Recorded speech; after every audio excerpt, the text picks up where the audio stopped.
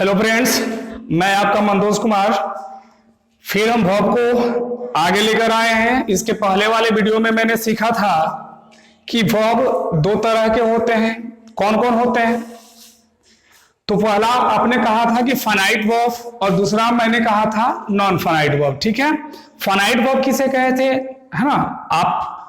आपने कहा था कि फाइनाइट वर्ब होता है जो अपने फॉर्म को सब्जेक्ट के अनुसार या टेंस के अनुसार क्या कर लेता है, बदल लेता है। वैसा वर्ब जो अपने फॉर्म को टेंस के अकॉर्डिंग या सब्जेक्ट के अकॉर्डिंग बदल ले उसे हम फाइनाइट कहते हैं, और वैसा वर्ब जो अपने फॉर्म को सब्जेक्ट के अनुसार या टेंस के अनुसार न बदले उसे हम नॉन फाइनाइट कहते हैं। ये सारी बातें हम लोग पिछले वीडियो में करके आए थे। अगर आप फर्स्ट टाइम देख रहे हैं तो मेरे पहले वाले वीडियो को, वर्ब के फर्स्ट वीडियो को जरूर देखिएगा, है ना? तभी आपको चीजें क्लियर हो जाएंगे, है ना? समझ में आएगी बातें। तो अब चलो एक चीज देखते हैं कि फाइनाइट वर्ब कितने तरह के होते हैं, है ना? इसको हम डिवाइड किस तरह से करेंगे। तो एक चीज याद रखिएगा कि हम अगर डिवाइड करना चाहें फाइनाइट को, तो भैया याद रखना कि हम इसे दो पार्ट में बांट सकते हैं। ठीक है, सबसे पहला चीज, अगर मैंने कहा कि फाइनाइट वर्ब को एक और पार्ट में बांटा, मेन वर्ब। क्या कहा? मेन वर्ब को ही एक और नाम से जानते हैं, प्रिंसिपल वर्ब। ठीक है, ये मेन वर्ब कौन कौन होते हैं? तो हम V1 बोलेंगे, V2 बोलेंगे, V3 बोलेंगे, V4 और V5। ये मेन वर्ब हुए। और इसी को अगर एक और पार्ट में बांटना होगा तो मुझे कहना होगा ऑक्सिलरी वर्ब। क्या कहा? Auxiliary verb. मेन वर्ब और ऑक्सिलरी, AUXI है ऑक्सिलरी वर्ब। अब एक बात समझिएगा, हमने एक चीज कभी कहा था कि फाइनाइट वर्ब का यूजुअली हम टेंस में पढ़ते हैं, है ना? हमें वर्ब में पढ़ना है तो सिर्फ और सिर्फ नॉन फाइनाइट को पढ़ना है। तो इन बातों को हमें भूलना नहीं है, समझ लेना एक बार कि कौन कौन ऐसी बातें थी, वर्ब थे जो हम टेंस में जानते हैं। तो मेन वर्ब के बारे में हमने टेंस में पढ़ा था, और ऑक्सिलरी वर्ब के बारे में भी टेंस में ही पढ़ेंगे। ठीक है ना? कैसे, किसके, कौन से सब्जेक्ट के अनुसार कौन सा ऑक्सिलरी वर्ब लगता है। तो एक चीज समझिए कि इस ऑक्सिलरी को अगर मैंने बांटना चाहा तो तीन तरह से हम इसे बांट सकते हैं। कितने तरह से? तीन तरह से। सबसे पहला सीखिए कि ऑक्सिलरी को हम एक नाम दिए प्राइमरी ऑक्सिलरी। क्या कहा भैया? Primary auxiliary. ठीक है, दूसरा मैंने कहा मॉडल। क्या नाम दिया? Model auxiliary. ठीक है, और तीसरा मैंने नाम दे दिया मार्जिनल मॉडल, है ना? ऑक्सिलरी। अब बात समझो, ऑक्सिलरी को कितने पार्ट में बांटा? तीन पार्ट में, प्राइमरी ऑक्सिलरी, मॉडल ऑक्सिलरी और मार्जिनल ऑक्सिलरी। हमने यहां पे लिख दिया ऐसे, AUXI, यहां लिखा हुआ है LIARY। तो प्राइमरी ऑक्सिलरी, अब एक बात समझो कि प्राइमरी ऑक्सिलरी कौन कौन होते हैं। तो याद रखना है कि इस प्राइमरी ऑक्सिलरी को अगर बांटना चाहा तो हमने तीन पार्ट में फिर से बांटा। ध्यान से समझिएगा मेरे कंसेप्ट को कि प्राइमरी ऑक्सिलरी को तीन पार्ट में बांटते हैं। पहला मैंने बोला कि टू बी वर्ब। क्या बोला भाई? To be verb. Verb to be भी बोल सकते हैं, verb to be. Verb to be में कौन कौन आते हैं? तो याद रखना है कि इज आता है, एम, आर, was और were। एक क्या है? वर्ब टू बी है। एक होता है वर्ब टू डू। क्या मैंने कहा? Verb to do. अब एक टू डू में कौन आएगा? तो आएगा डू, डज और डिड। ठीक है, अब एक होता है वर्ब टू हैव। क्या होता है? Verb to have. हैव में कौन आता है? तो हैज आते हैं, हैव आते हैं और हैड आते हैं। तो एक प्राइमरी ऑक्सिलरी थे verb to be, is, am, are, was, were को कहते हैं। टू डू में डू, डज, डिड होता है। टू हैव में हैज, हैव और हैड होता है। याद रखना है। अब इसी में मैंने लिखा कि एक है मॉडल ऑक्सिलरी। क्या है? Model auxiliary. तो एक काम करते हैं, थोड़ा सा हम इस मार्जिनल को नीचे कर लेते हैं क्योंकि मुझे एग्जाम्पल लिखना होगा। तो पहले बात देखो, हमने कहा था कि मार्जिनल मॉडल ऑक्सिलरी। अब देखो मॉडल में कौन कौन होते हैं। तो मॉडल में आते हैं, आपका आएगा विल, कौन आएगा, विल। अब विल का अगर पास्ट कोई कहे तो कहना है कि वुड होता है, ठीक है। इसी में एक और लिखा मिलेगा सेल, सेल का अगर कोई पास्ट कहे तो कहना है कि शुड होता है। इसी में लिखा मिलेगा कैन, कैन का अगर कोई पास्ट कहे तो आप कहना कि कुड होता है। इसी में लिखा मिलेगा मे का अगर हम पास्ट कहना चाहेंगे तो होगा माइट। इसी में लिखा मिलेगा भैया मस्ट, ठीक है।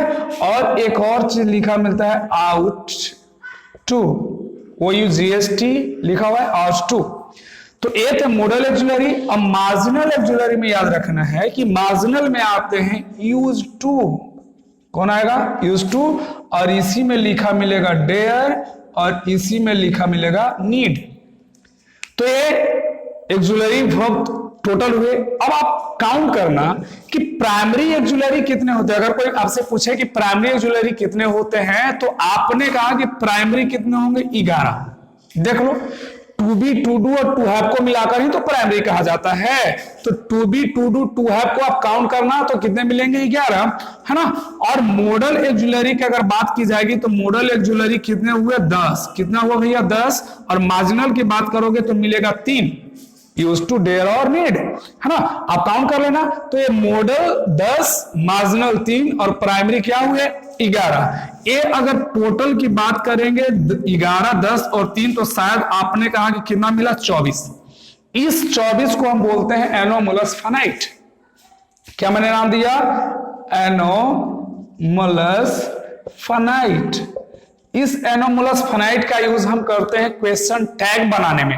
हम जब पढ़ेंगे क्वेश्चन टैग तो वहां पे आपको डिटेल से बताया जाएगा कि एनोमलस फेनाइट क्या होते हैं, है ना, इनका यूज कैसे करते हैं। तो एक टोटल एनोमलस फेनाइट के नाम से जाने जाते हैं। अगर कोई पूछे कि टोटल एक्सुलरी वर्ब कितने होते हैं तो आप कहिएगा कि 24 होते हैं। इन 24 को हम एनोमलस फेनाइट के नाम से जाने, है ना। तो फिर से एक बार समझिएगा, हमने कहा कि फेनाइट वर्ब 2 तरह के होते हैं।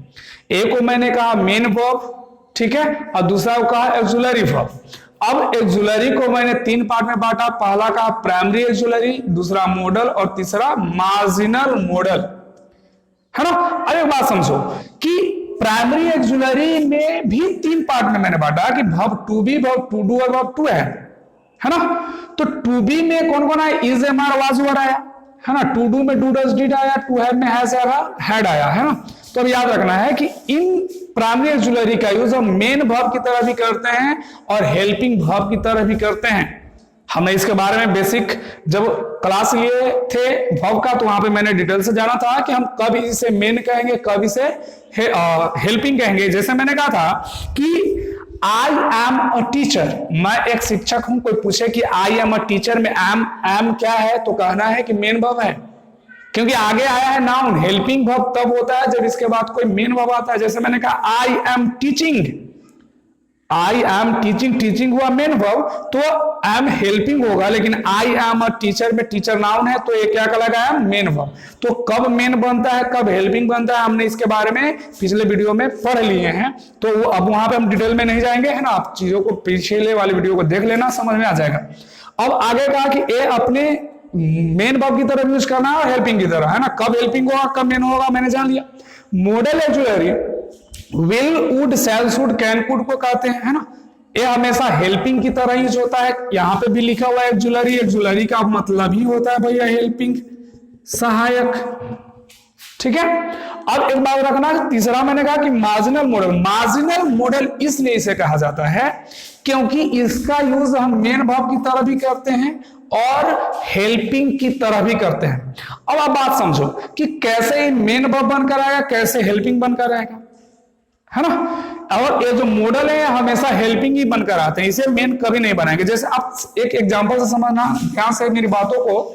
जैसे मैंने कहा कि अगर हम प्राइमरी की बात करें, जैसे आपने कहा था कि ही इज अ, है ना, डॉक्टर, और एक मैंने कह दिया कि ही इज, है ना,